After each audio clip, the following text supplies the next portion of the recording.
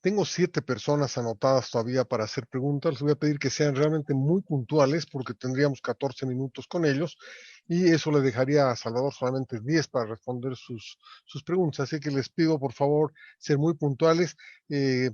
Tengo en la lista las siguientes personas: Carlos Ibáñez, Marcelo Pierola, Freddy Camacho, Nelson Peredo, Ileana Cejas, Gamal Serham y María Teresa Segava. Son los 7 y con ellos cerraríamos todo. Les pido por favor adelante uno por uno. Les voy a cortar el micrófono con mucha puntualidad. Mil disculpas por eso anticipadamente. Carlos Ibáñez, por favor. Gracias, Roberto. Buenas tardes, doctor Romero. Un gusto de conversar y escucharlo. Quería hacer un comentario y hacer unas preguntas con respecto a la preocupación que usted tiene. Digamos, en estos momentos lo que más le interesa y le importa, digamos, al país es tener unas elecciones limpias. Yo estoy de acuerdo con usted que hay que reconstruir la confianza en el Tribunal Supremo Electoral, pero también sobre el Tribunal Supremo Electoral ha recaído demasiada presión por parte de los partidos políticos, como también, digamos, por su deber constitucional, en la que usted dice y expone que este año sí o sí tiene que haber elecciones. A mi pregunta, a lo siguiente, siendo este un cuarto poder, sí, un cuarto poder, órgano de poder del Estado, como órgano de poder del Estado, es el primer deber constitucional el de resguardar la seguridad y la salud del pueblo boliviano.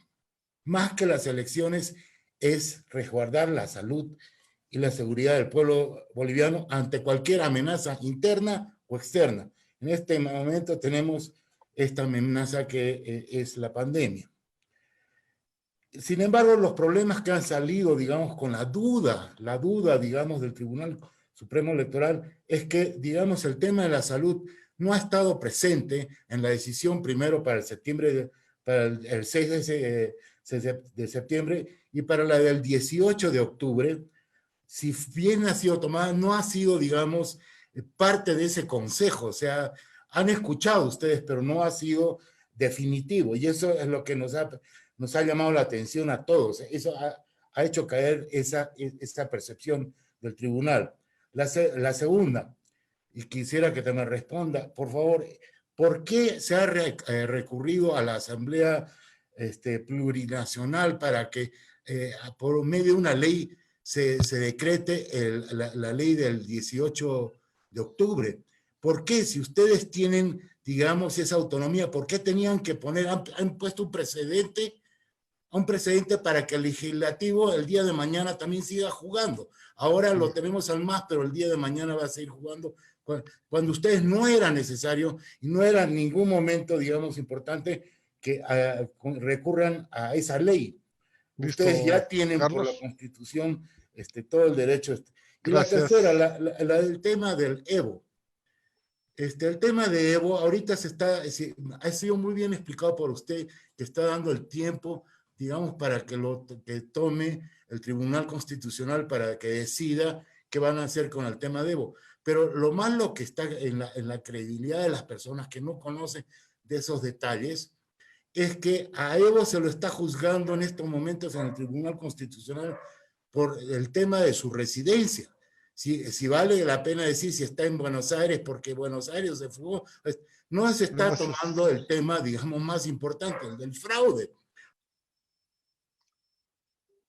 Mil disculpas, Carlos. Está, creo, planteada tu pregunta y Salvador la va a responder. Le paso a Marcelo Pierola, por favor, que sea breve, Marcelo. Muchas gracias, presidente Romero. Muy buenas tardes a todos los conciudadanos. Mis preguntas son las siguientes. El 17 de agosto del presente año, usted se reunió con el Comité Nacional de Comités Cívicos de Bolivia, en el cual en esa reunión usted se comprometió a pasar a hacer pública las subsanaciones que habían realizado, cómo habían subsanado las 20 observaciones de la OEA en lo que ya habían avanzado. Mi pregunta es, ¿por qué primero no se ha todavía hecho público y han pasado 17 días del respecto?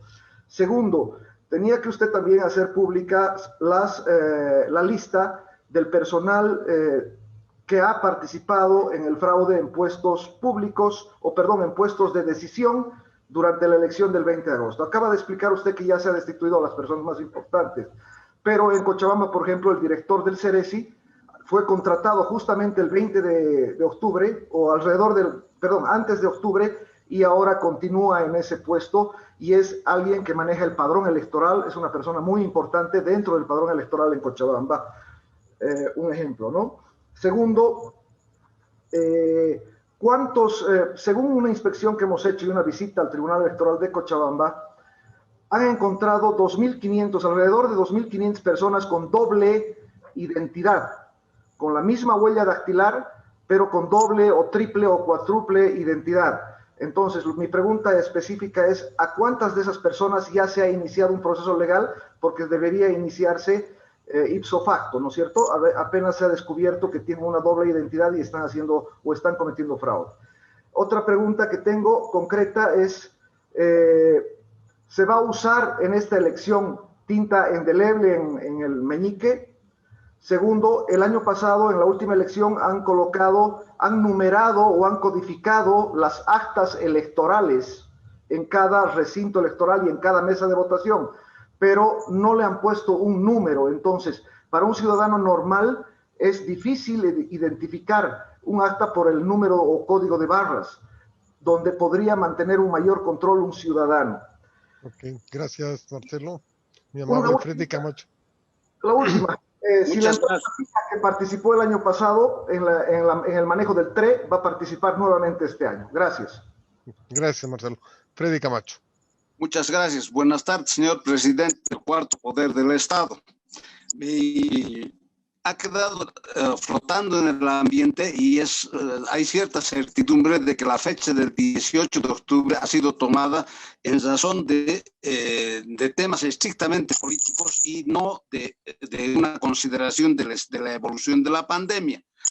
Esa es una dificultad para las familias para que puedan participar en las elecciones. Entonces, desde mi punto de vista, debiera informarse mediante un dictamen médico-científico la verdadera situación de la pandemia para que cada ciudadano vea libremente cómo participar en las próximas elecciones. Eso es uno. Dos, antiguamente había siempre el voto comunitario. La asamblea se reunía, definían por quién votar y después iban a votar por un ex candidato.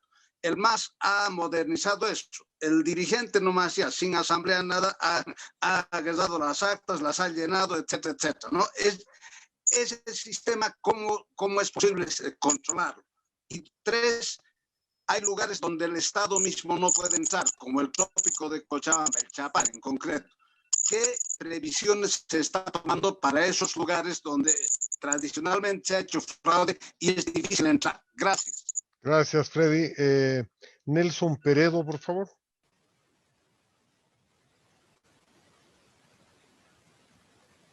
Adelante, Nelson.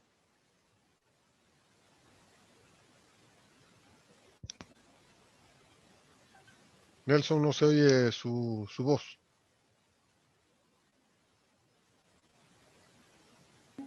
Su pregunta está en el chat, Roberto.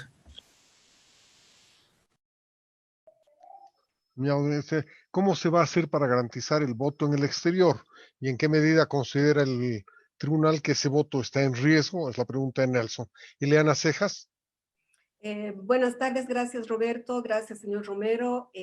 Tengo tres dudas. Uno, al ser pasado los tribunales, bueno, el tribunal específico que está tratando el tema de la habilitación de Evo Morales, ¿qué confianza podemos tener los ciudadanos si estos jueces han sido puestos prácticamente por el MAS? Dos, ¿es confiable esta suspensión de 48 horas? Y por último, en el hecho de que Morales sea candidato, su candidatura no podría haber sido denegada partiendo del hecho que tiene denuncias, si bien no hay fallos, pero tiene serias denuncias que en su momento como senador no sabríamos qué tipo de comportamiento podría tener. Esas eran mis preguntas. Muchas gracias. Gracias, Ileana. María Teresa Segada, es la última pregunta.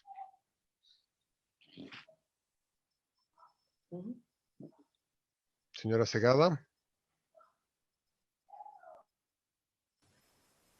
Ya no está. Entonces, la de Facebook, por favor, Pepe, creo que tú has recogido esa pregunta en el Facebook. Sí, hay una de nuestras personas que está participando a través del Facebook, Silvia Alemán. Pregunta, bolivianos en Argentina, España y Brasil piden cambio de funcionarios designados por el Tribunal Supremo Electoral del gobierno de Evo. ¿Algo que comentar, doctor Romero, respecto a este tema? ¿Se va a mantener a los mismos funcionarios o se los va a cambiar para garantizar el voto en el exterior? Gracias, Roberto. Listo. Gracias. Adelante, Salvador, tiene la palabra los últimos minutos. Muchas gracias. Voy a tratar, obviamente, de aprovechar estos 11 minutos y ser muy respetuoso del tiempo que hemos acordado, sobre todo haciendo un énfasis en las preguntas que no habíamos tenido la oportunidad de abordar o darles algún enfoque adicional. Me parece muy importante indicar que la protección de la salud ha sido uno de los temas prioritarios del organismo electoral. De no mediar el tema de la pandemia, no hubiera sido necesario postergar en ningún momento el proceso electoral. Y no me refiero solamente al 3 de mayo, cuando se suspendió con la cuarentena rígida. De hecho, el proceso electoral tuvo algunas postergaciones o fechas tentativas antes de llegar a esta fecha final, definitiva del 18 de octubre. ¿Y qué es lo que justificó en cada una de esas oportunidades de manera razonable el haber postergado la elección? Ha sido la pandemia del coronavirus. No ha existido ninguna otra razón, ninguna otra consideración por la cual se hubiera tenido que postergar el proceso electoral, sino la razón vinculada con la salud. Por lo tanto, ese tema ha estado en las prioridades del Tribunal Supremo Electoral y eso explica las postergaciones de las fechas. Ahora bien, ¿cuál es la responsabilidad del Tribunal Supremo Electoral? Primero que hemos considerado, y esto fue explicando las postergaciones, hasta llegar a una fecha que justamente nos alejara del pico de la pandemia.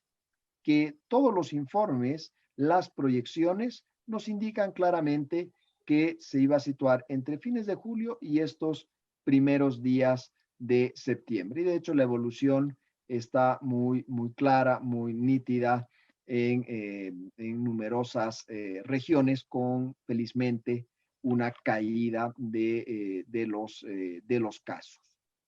¿Y cómo se construyen estas proyecciones? Muchas de ellas, por supuesto, a partir de los datos oficiales. Con ellas trabajan quienes recibimos los informes o cuyos informes utilizamos, informes oficiales, proyecciones de centros académicos internacionales y también proyecciones realizadas por expertos independientes replicando metodologías o utilizando metodologías internacionales.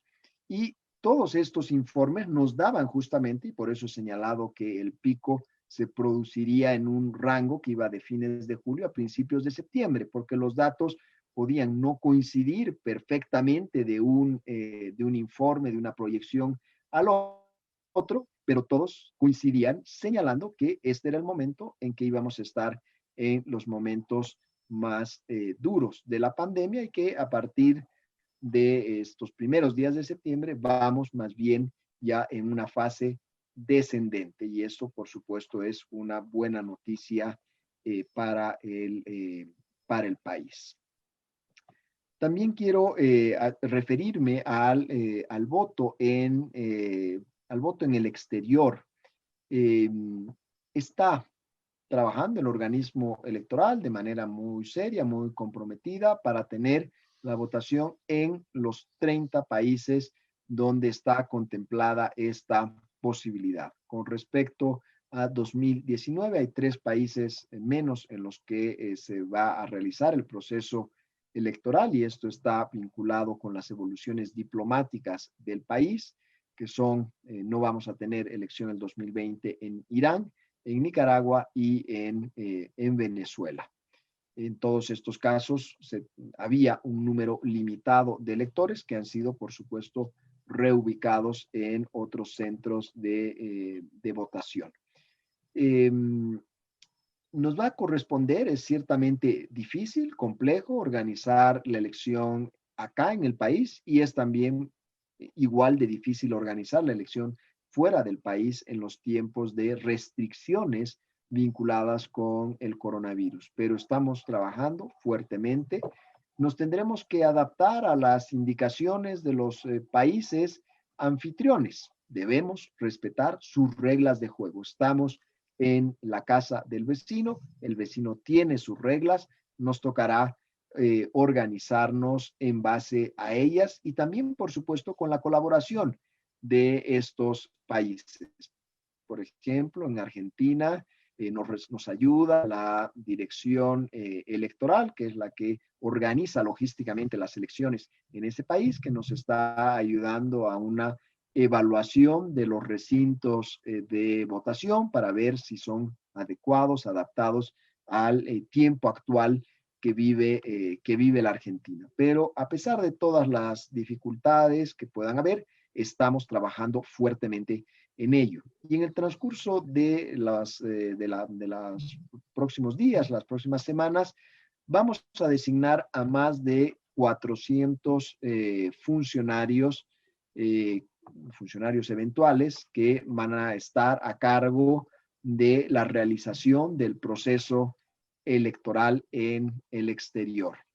La gran mayoría de estas personas son personas sin experiencia previa. Algunos sí han tenido una experiencia en procesos electorales anteriores, pero se ha hecho una evaluación rigurosa, minuciosa del trabajo, de toda la información que se tiene del desempeño de cada uno de los funcionarios, para tomar decisiones que sean adecuadas, que nos garanticen lo que estamos esperando todos los ciudadanos, que es una elección limpia, transparente, correcta, independientemente del lugar donde se haya emitido el voto, que sea en Bolivia, que sea en el exterior, que sea en las capitales, en las ciudades intermedias, en las zonas rurales. Todos buscamos y apuntamos a tener una elección limpia y transparente. Y por lo tanto vamos a tener un proceso, como les señalo, de nombramiento de todos estos funcionarios en el exterior. Esto es algo importante y es uno de los andamiajes centrales de la organización del proceso electoral fuera de nuestras fronteras. Quiero terminar señalando con respecto a la observación. Recibimos efectivamente hace algunas semanas a los representantes, los presidentes de los comités cívicos del país. En esa oportunidad les brindamos una información muy amplia de viva voz, los vocales que estuvimos en reunión con ellos. Hemos comprometido una respuesta por escrito que la vamos a dar, pero al mismo tiempo necesitamos ciertamente algunos grados de tolerancia y de comprensión con los tiempos de estas respuestas.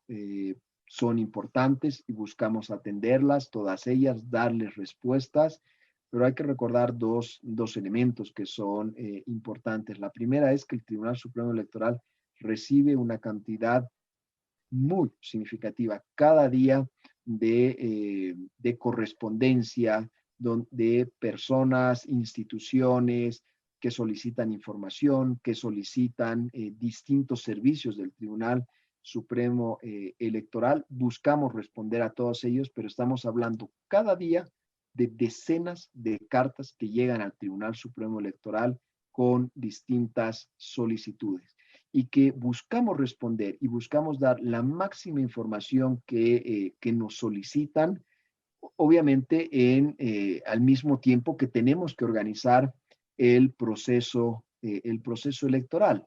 Entonces, ciertamente se van a responder todas estas demandas, inquietudes, las cartas que llegan, pero hay que también pedir comprensión a quienes nos escriben, a quienes nos plantean demandas, a quienes nos plantean solicitudes, porque tenemos que organizar en paralelo un proceso electoral con todas las complejidades que he podido describir y que he podido señalar en estas 2 horas de conversatorio. Entonces, se requiere también un poco de comprensión, de paciencia de parte de quienes nos escriben para poder procesar toda la información. He respetado cabalmente el tiempo que se me ha asignado en esta oportunidad. Quedo yo de verdad muy agradecido. Creo que ha sido un intercambio para mí muy interesante y muy útil.